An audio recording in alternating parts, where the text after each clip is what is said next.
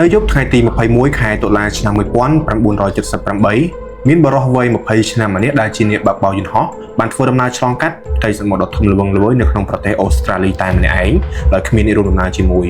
ចំណែកឯអាកាសធាតុក៏ដូចជាបរិយាកាសនៅក្នុងយប់នោះគឺមានសភាពស្ងប់ស្ងាត់និងអាកាសធាតុគឺស្រឡះល្អជាធម្មតា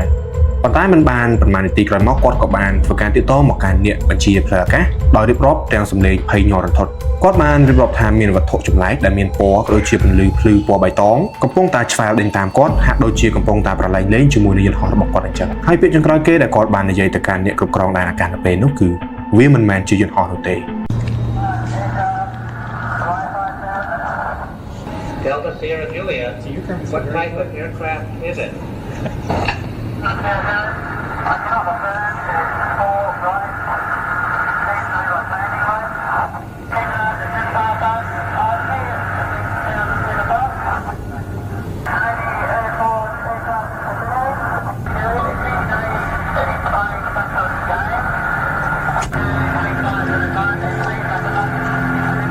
Can you describe the aircraft?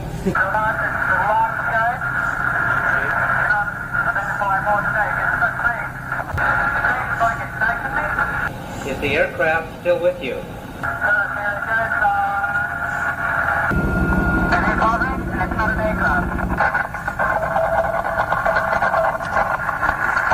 រហូតមកដល់ពេលបច្ចុប្បន្ននេះគឺគ្មាននរណាម្នាក់បានឃើញសូម្បីតែយន្តហោះឬក៏សាកសពរបស់គាត់ឡើយតើមានរឿងអ្វីកើតឡើងពិតប្រាកដនៅក្នុងយប់នោះសួស្តីទាំងអស់គ្នាសូមស្វាគមន៍មកកាន់ Dark Storytelling ថ្ងៃនេះយើងនឹងមកលាតត្រដាងលម្អិតជុំវិញករណីបាត់ខ្លួនរបស់ pilot បើកយន្តហោះដែលមានឈ្មោះថា Frederick Valentich លោក Frederick Paul Valentich គឺជា pilot វ័យក្មេងម្នាក់ដែលមានបទពិសោធន៍ហោះហើរប្រមាណជា150ម៉ោងនៅរសៀលថ្ងៃទី21ខែតុលាឆ្នាំ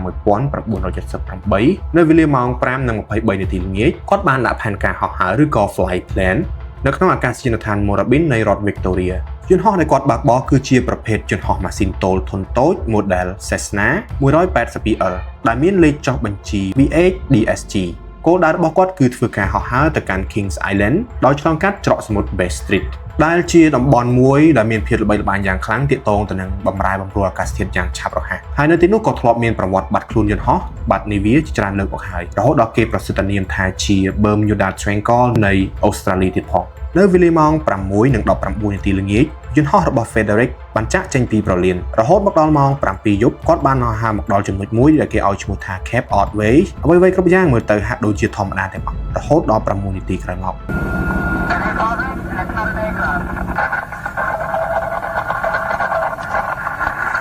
ភ្លាមៗបន្ទាប់ពីដាច់ចេញពីសញ្ញាក៏ដូចជាវិទ្យុទាក់ទងប្រតិបត្តិការសង្គ្រោះបន្ទាន់ក៏ត្រូវបានប្រកាសចាប់ផ្ដើមឡើងនៅម៉ោង 7:33 នាទីយប់យន្តហោះយោធា model RAAF P3 Orion ព្រមទាំងយន្តហោះស៊ីវិលចំនួន 8 គ្រឿងនិងកប៉ាល់ជាច្រើនគ្រឿងបានបើករុករកលើផ្ទៃទឹកជាង 1000 ម៉ាយការ៉េក្រុមការងារបានរុករកយ៉ាងសស្រាក់សស្រាំរយៈពេល 4 ថ្ងៃពេញប៉ុន្តែលទ្ធផលនោះគឺគ្មានសូម្បីតែបំណែកយន្តហោះអាវពោងសុវត្ថិភាពគ្មានស្នាមប្រេងនិងគ្មានសូម្បីតែសាកសពរបស់មនុស្សម្នាក់នៅក្នុងរបាយការណ៍ស៊ើបអង្កេតផ្លូវការរបស់ក្រសួងដឹកជញ្ជូននៅក្នុងប្រទេសអូស្ត្រាលីបានសរសេរសម្រាប់ចេញជាផ្លូវការថាមូលហេតុនៃការបាត់ខ្លួនគឺមិនអាចកំណត់បានដោយសន្និដ្ឋានថាជនរងគ្រោះត្រូវបានស្លាប់បាត់បង់ជីវិត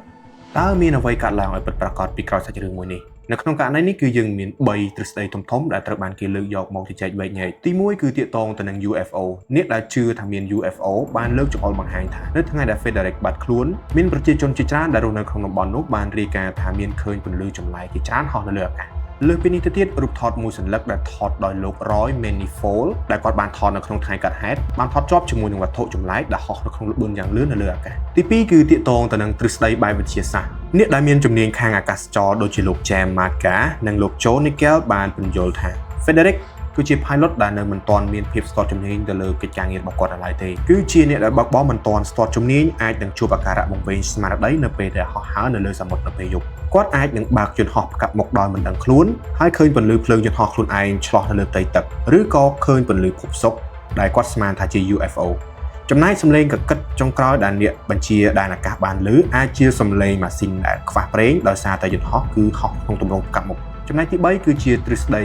បង្កើតសាច់រឿងឬក៏រត់ចោលស្រុកមនុស្សមួយចំនួនបានកំណត់សម្គាល់ថា Frederick គឺជាមនុស្សម្នាក់ដែលគាត់ចូលចិត្តនឹងឆ្លុះបង្វែងជាមួយនឹងរឿង UFO ជាខ្លាំងគាត់បានប្រាប់អាជ្ញាធរពាក់ព័ន្ធនៅកន្លែងធ្វើការរបស់គាត់ប្រាប់ថាគាត់នឹងហោះហើរទៅយកបទភាពប៉ុន្តែតាមការស្រាវជ្រាវទៅគឺគ្មានបទភាពណាម្នាក់បានរងចាំគាត់នោះទេទោះបីជាយ៉ាងណាទ្រឹស្ដីនេះគឺគ្មានផុសតាងរឹងមាំព្រោះមកដល់ពេលបច្ចុប្បន្ននេះគឺគេមិនទាន់រកឃើញសាកសពគាត់ឬក៏រកឃើញថាគាត់រស់នៅកន្លែងណាផ្សេងក្រៅពីប្រទេសអូស្ត្រាលីឡើយមកដល់ពេលបច្ចុប្បន្ននេះវាចូលជិត50ឆ្នាំទៅហើយច្រកសមុទ្រ Bass Strait ក៏នៅតែរក្សាអាថ៌កំបាំងដោយគ្មាននរណាម្នាក់អាចបញ្យល់និងបកស្រាយបាននៅឡើយគ្មានបំណែកយន្តហោះគ្មានបំណែកសាកសពគឺមានតែសម្លេងដែលតាក់ទងគ្នាតាមវិទ្យុដែលគេថតបានរយៈពេលជាង5នាទីមុនពេលកាត់ហេតុតែប៉ុណ្ណោះចុះបងប្អូនប្រិយមិត្តវិញគិតថា Frederick គាត់ជួបគ្រោះថ្នាក់ដោយសារតែការផន់ផ្លាយរបស់គាត់ឬក៏គាត់បានជួបជាមួយនឹងអ្វីដែលគាត់មិនគួរជួបសូមបញ្ចេញមតិនៅខាងក្រោមប្រសិនបើចូលចិត្តវីដេអូប្រភេទនេះកុំភ្លេចធ្វើការចុច like share ដូចជា subscribe ដើម្បីទទួលបាននូវវីដេអូប្រភេទអាថ៌កំបាំងបែបនេះជាច្រើនបន្ថែមទៀតអរគុណច្រើនជួបគ្នានៅវីដេអូក្រោយ